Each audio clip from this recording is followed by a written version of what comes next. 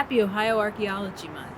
Ohio is home to some of the most interesting and important sites in North America, and October is the month where we celebrate our archaeological heritage. Archaeology is the study of the ancient and recent human past through material remains.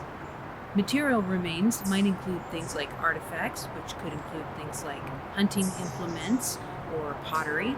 They can include features, which might be things like hearths or fire pits, so things that are non-portable that we can't take out of the ground, but that indicate that humans were there.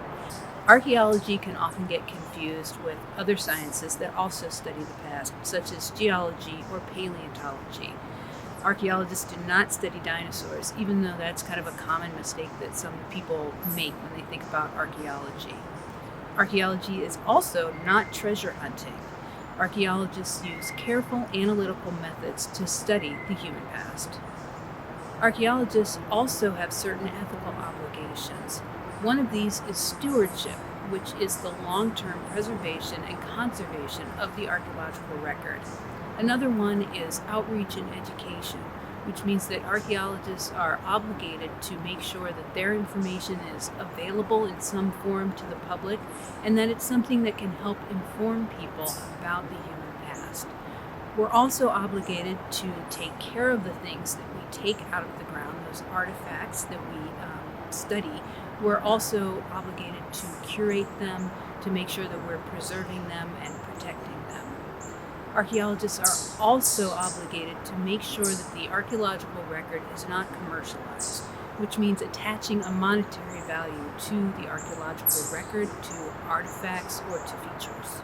To be a good archaeologist, you need to get as much training and experience as you possibly can in the field, in the lab, doing literature reviews, doing map work. All of it is important.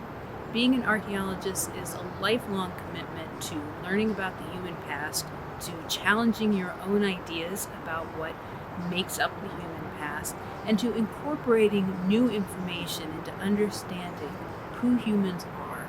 In the United States, a lot of archaeology is conducted in order to comply with federal laws. Archaeologists also might study sites for academic institutions such as universities or museums. They might study sites that are in danger of being destroyed or disturbed, or they might study sites in order to answer specific research questions. In the United States, the reason that we look at many archaeological sites is to determine whether or not they're eligible to be included on the National Register of Historic Places. In order to be included on the National Register of Historic Places, an archaeological site needs to be associated with a significant person, a significant event, a trend or time period in history.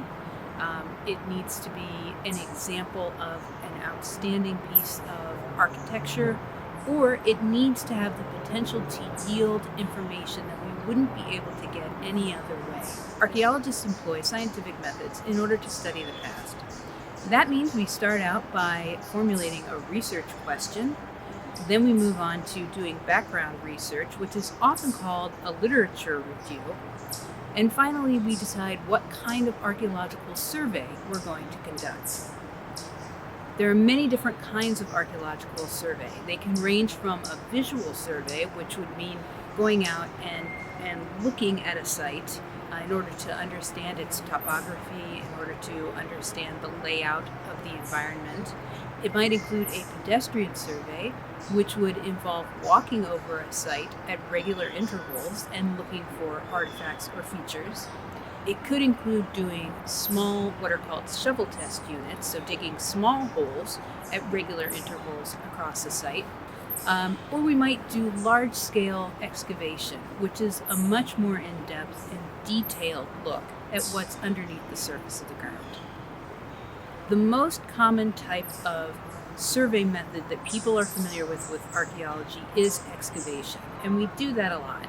That's how we actually look at the physical remains of the human past. Archaeologists are concerned with matrix, provenience, and association when it comes to artifacts and features. Matrix is the material that an object or a feature is in, so the soils that it's in. Provenience is the precise location of an object or a feature under the ground. Association is how it's related to other artifacts or features underneath the surface of the ground.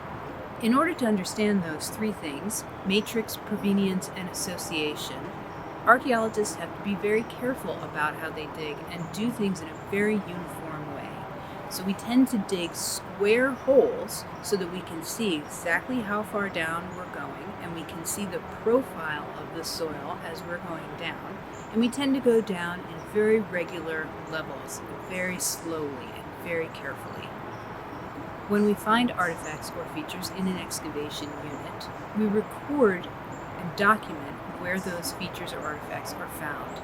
As you're excavating a unit, you're actually destroying the thing that you're studying.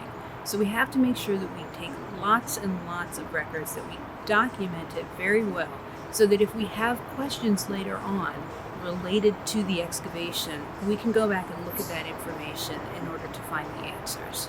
Artifacts are removed from excavation units so that we can clean them, inventory them, and study them later in a lab environment. We're looking at the material that they're made from. We're seeing if we can determine how they were made. We're looking at any kind of wear patterns. We're looking at use patterns. If it is a historic artifact, we're looking to see if we can understand how it was manufactured and where and when. And from these artifacts, gather information about the lives of the people that created that material record. Archaeology is important because it gives us a unique view into the human past. Archaeology can tell us about people who may have been missed by history. It may tell us about people who didn't have a written tradition. It may tell us about people who lived in a world that looks very different from our own. By understanding those people, we understand something about human culture as a whole and about who we are as people.